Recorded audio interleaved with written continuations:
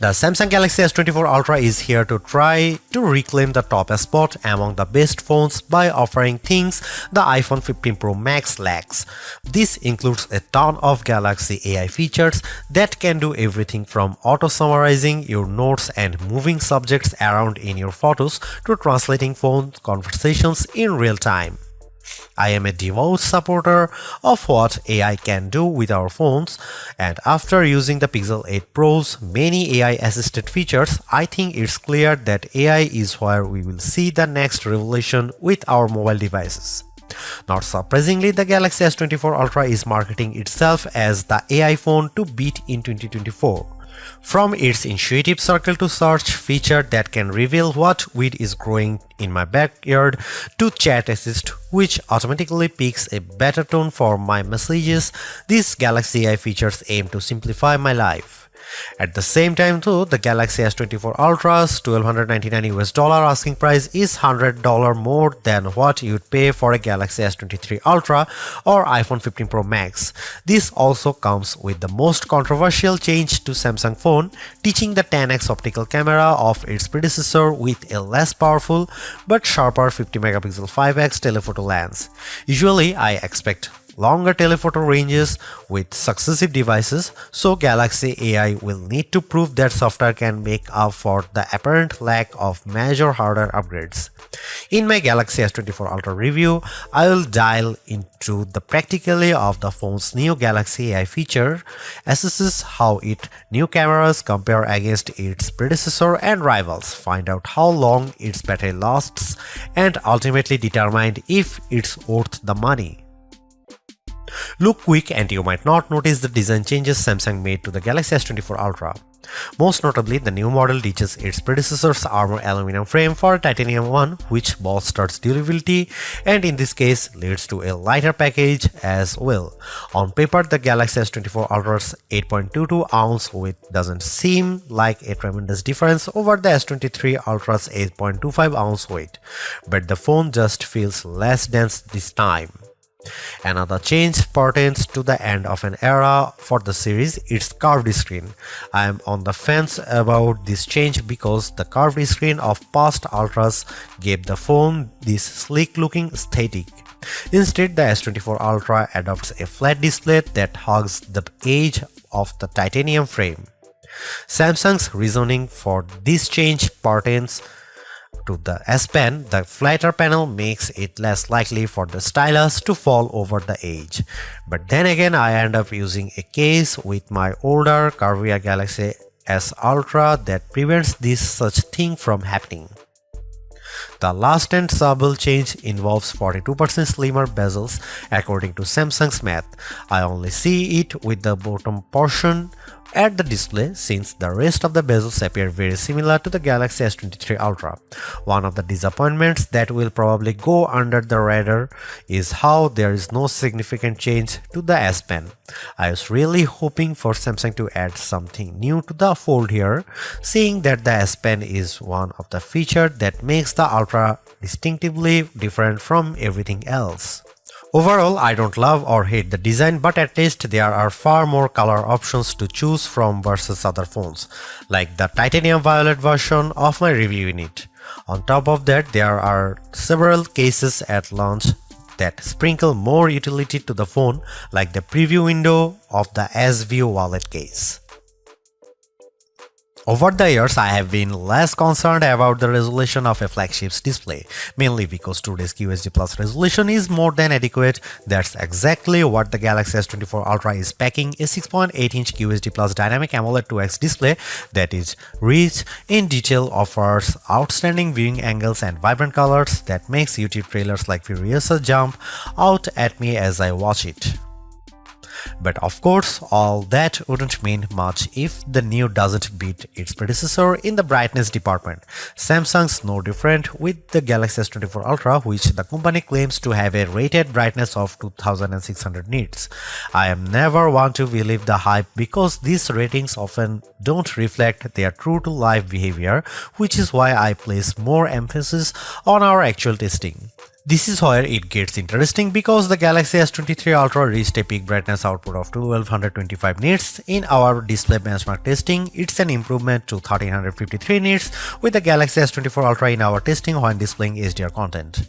That's fantastic, and I didn't have any issue watching YouTube clips or playing my mobile games outside with direct sunlight beating down on me. Samsung kept the S24 Ultra's display refresh rate to 1 to 120Hz, which is what I expect from a flagship today. Still, Samsung missed an opportunity to increase that refresh rate to perhaps 144Hz to further differentiate itself. I am well aware of Samsung's history of throwing novel features into its phones. Remember the eye scrolling feature of the Galaxy S4? I wouldn't think so, which proves my point that sometimes hyped features don't turn out memorable.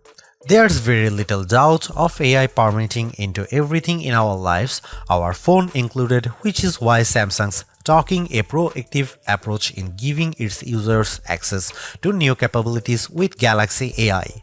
Strangely enough, many of these AI-assisted features are in collaboration with Google, which raises the question of who's really making the innovations here.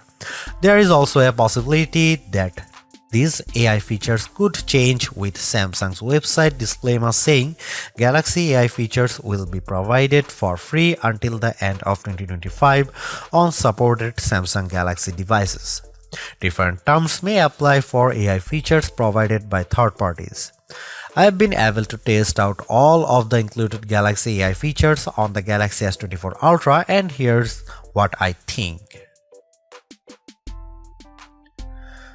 Circle to search. Much like everyone, I find it annoying having to switch between Chrome and say Instagram when I am trying to look up a type of cat from one of many cat Instagram accounts I follow. Circle to search eliminates the need to do this because a long press of the home button initiates the feature and I proceed to circle the object or subject with my finger. Then the corresponding search results page will pop up as an overlay. The best part? I never have to leave the app I am using to search, plus it works in every app. For example, I saw a photo posted by a friend on Instagram of a car that I didn't recognize. With Circle to Search, with the Galaxy S24 Ultra, I am able to select while still being in the app and that it shows me search results on what it could be. In another example, I took a photo of this statue of Bryant Park and Circle to Search is able to not only tell me what it is, but also its location with Google Maps details. Without question, the biggest controversy circling the Galaxy S24 Ultra centers around Samsung's decision to ditch the 10x optical zoom camera of the S23 Ultra for a 5x optical one. That one key spec will cause people to think the new camera setup is technically inferior, but bear in mind that Samsung trades in the optical range for a higher resolution sensor, a 50 megapixel sensor instead of a 10 megapixel one to be specific. The Galaxy S24 Ultra remains a formidable camera phone consisting of a main 200 megapixel camera boasting 60% larger pixels, a 12 megapixel ultra-wide camera, a 10 megapixel telephoto lens with a 3x optical zoom, and that new 50 megapixel telephoto camera with a 5x optical zoom we mentioned above. That camera can still offer 10x zooms by taking a picture and then zooming in as the resolution drops to 12 megapixel. Samsung says that this approach on the S24 Ultra can deliver the same optical quality performance as its predecessor, which doesn't surprise me. We have seen this executed on other phones with excellent zooming results like iPhone 15's 2x telephoto zoom. Before I detail the new telephoto camera and whether Samsung made the wrong decision, I will explain how this phone other cameras perform under different situations along with side-by-side comparisons against the S23 Ultra and iPhone 15 Pro Max.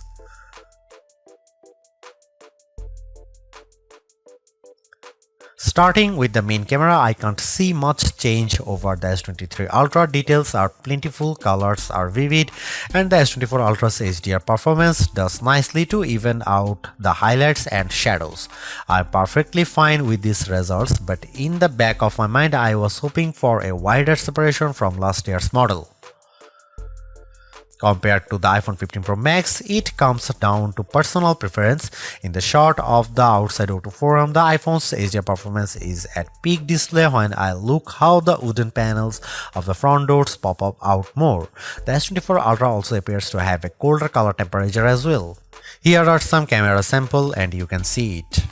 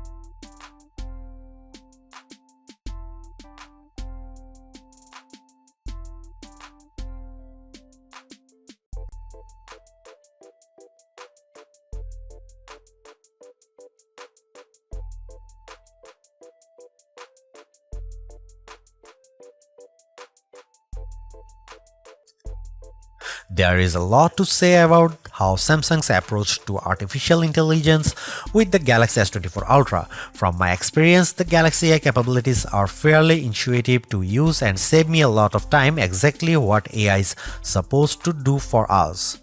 Features such as circle to search, generative edit, instant slow-mo, and note assist all feel polished, while others such as live translate could benefit from more machine learning.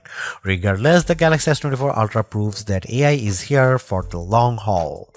Yet I am a little disappointed that the Galaxy S24 Ultra camera performance doesn't have the same dramatic improvement I have seen from past updates. Samsung's choice to drop the 10x optical camera for a 5x one is the most glaring and controversial change, a downgrade I hope doesn't happen ever again. But despite this, the S24 Ultra has marked improvements to its processing power and battery life, two key areas I look at with any phone. The Galaxy S24 Ultra is not just a better, it sets the benchmark for all other phone releases in 2024. Knowing that the increase in price to $1,299 does complicate matters a bit, given that I feel the majority of its AI features are practical, combined with its performance and battery gains, it's still worth getting the Galaxy S24 Ultra if you are in the market for a super phone or upgrading from a handset that's a few years older. Thanks for watching, see you in the next one.